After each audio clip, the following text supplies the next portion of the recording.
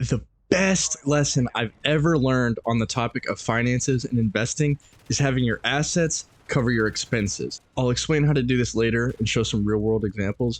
But first, what does this mean? When people think of assets, traditionally they think of things like their house, and some people think of their car, but I wouldn't really consider that an asset because it depreciates basically immediately. But an asset can basically be anything that is currently making you money or could potentially make you extra money. And for me, I know how to bartend. That's an asset. Like, that is a skill. It's an asset. Even this YouTube channel right now, eventually, if I ever hit 1,000 subscribers and get all the watch time and stuff, I might be able to start making some money. So subscribe.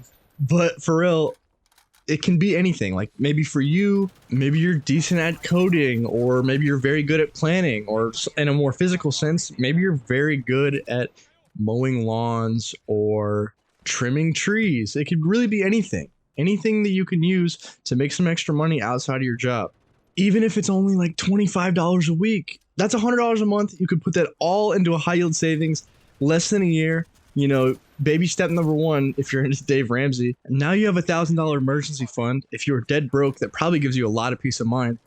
And at 3.5% a year in a high yield savings or high yield checking, that pays you an extra $35 a year. And I know it sounds like pennies and it's not as efficient as just having an asset that you can use to leverage into making a lot more money, but it's free money.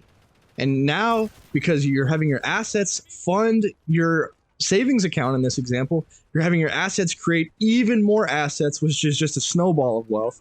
But 35 extra bucks a year, that's a free tank of gas. That's a free date with your significant other. I know it's not the most expensive date, but it can still help. And this is what I mean by having your assets cover your expenses. I was actually just talking to my friend about this. He wants to get a gym membership, and I told him Planet. I know people hate on Planet. They don't give it enough credit, to be honest. It's a solid gym, but they just raised the price of ours to $15 a month, right?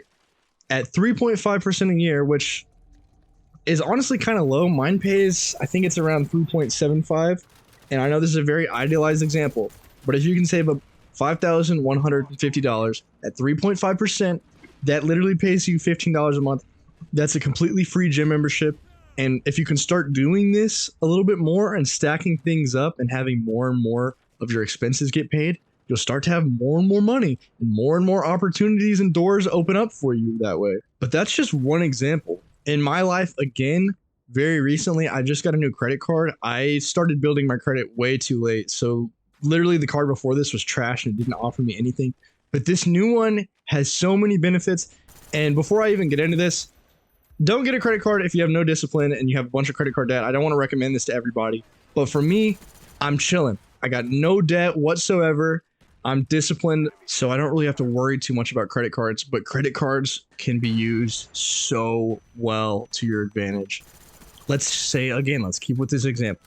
You've built up $1,000. You're getting 35 bucks at the end of the year. Let's just say you use the card to buy groceries. My card that I just got pays me 3% back on all groceries and dining expenses.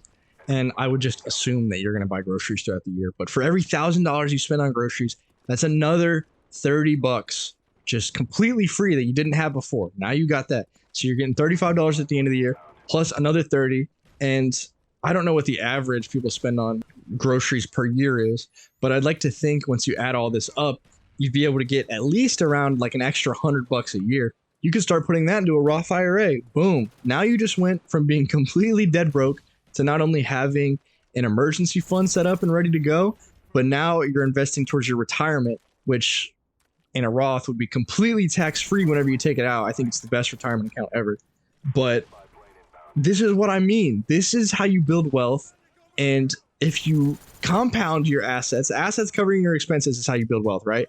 If you compound that and have your assets create even more assets, you will literally never go broke. And I know it may take some time. You might be broke for a while, but once you kind of get the ball rolling, everything in your life will be so much easier. And I know it's easier said than done. And I know it's kind of sad to think that you need to save up a pretty good chunk of money in a high yield savings just to make like pennies.